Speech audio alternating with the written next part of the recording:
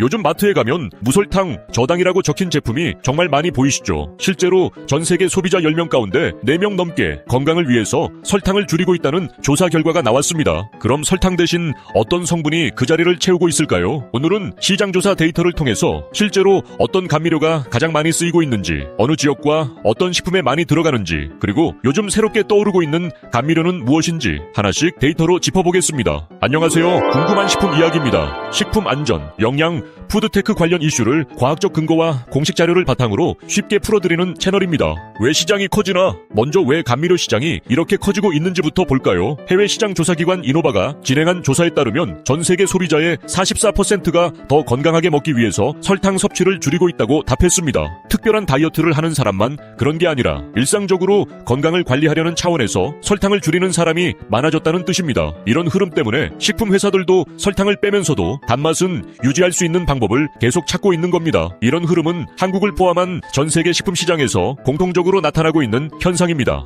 그러면 실제로 감미료가 들어간 신제품은 얼마나 늘었을까요? 2021년 7월부터 2026년 6월까지 5년 동안의 흐름을 지수로 살펴보면 처음 100이었던 지수가 마지막에는 140까지 올라갔습니다. 5해 연속으로 한 해도 빠짐없이 꾸준히 늘어난 셈이고 연평균으로 계산하면 9%씩 성장한 것입니다. 한두 해 반짝하고 사라지는 유행이 아니라 몇 년째 계속 커지고 있는 흐름이라는 점이 중요합니다. 지역별 분포. 그럼 이런 제품들이 어느 지역에서 많이 나오고 있을까요? 최근 1년 기준으로 보면 유럽이 32%로 가장 많고 아시아가 31%로 거의 비슷한 수준으로 뒤따르고 있습니다. 그 뒤로 북미가 13%, 중남미가 12%, 아프리카와 중동이 11%, 오세아니아가 2% 순이었습니다. 결국 유럽과 아시아 두 지역에서만 전체 출시량의 절반이 넘게 나온다고 보시면 됩니다. 두 지역 모두 저당 트렌드에 민감한 소비자가 많고 관련 규제나 표시 제도도 상대적으로 잘 갖춰져 있는 편입니다. 카테고리별 분포. 그렇다면 카테고리로 보면 어떨까요? 청량음료가 20%로 감미료 신제품이 가장 많이 나오고 그 다음이 빵이나 케이크 같은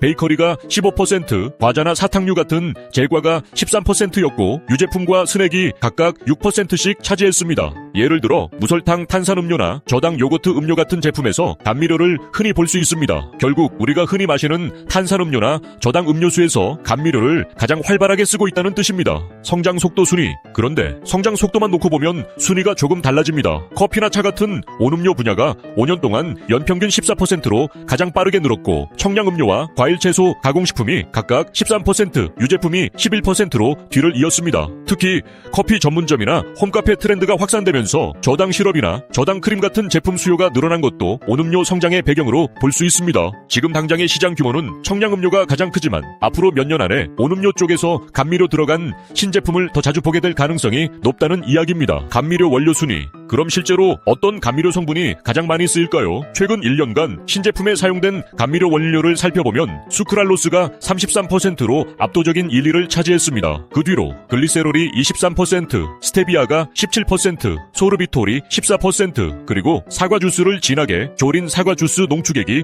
9% 순이었습니다. 글리세롤은 촉촉한 식감을 유지하는 역할도 함께하고 스테비아는 식물에서 추출한 감미료로 알려져 있으며 소르비톨은 껌이나 캔디류에서 오래전부터 사용돼 온 성분입니다. 이 5가지만 합쳐도 전체 감미료 사용의 대부분을 차지하고 있는 셈입니다. 수크랄로스가 많이 쓰이는 이유. 수크랄로스가 이렇게 많이 쓰이는 이유는 단맛은 설탕과 비슷하게 내면서도 열에 강하고 다른 재료와 잘 섞이기 때문입니다. 그래서 굽거나 끓이는 과정이 있는 제품에도 무리 없이 쓸 수 있습니다. 제품을 만드는 회사 입장에서는 맛이나 식감을 크게 바꾸지 않고도 설탕만 쏙 뺄 수 있는 성분이다 보니 자연스럽게 가장 선호되고 있는 것입니다. 신흥 감미료. 마지막으로 최근에 빠르게 떠오르고 있는 신흥 감미료 3가지를 소개해드릴게요. 먼저 발효 과정을 거친 발효 스테비아인데요. 5년간 연평균 103%라는 굉장한 성장률을 기록했습니다. 다음은 우유나 과일에 자연적으로 들어있는 당인 타가토스로 연평균 50%, 그리고 동남아시아 지역에서 오래전부터 써온 열매인 몽크프루트를 가루로 만든 몽크프루트 파우더가 연평균 38%로 뒤를 이었습니다. 다만 이 수치들은 워낙 사용량이 적은 상태에서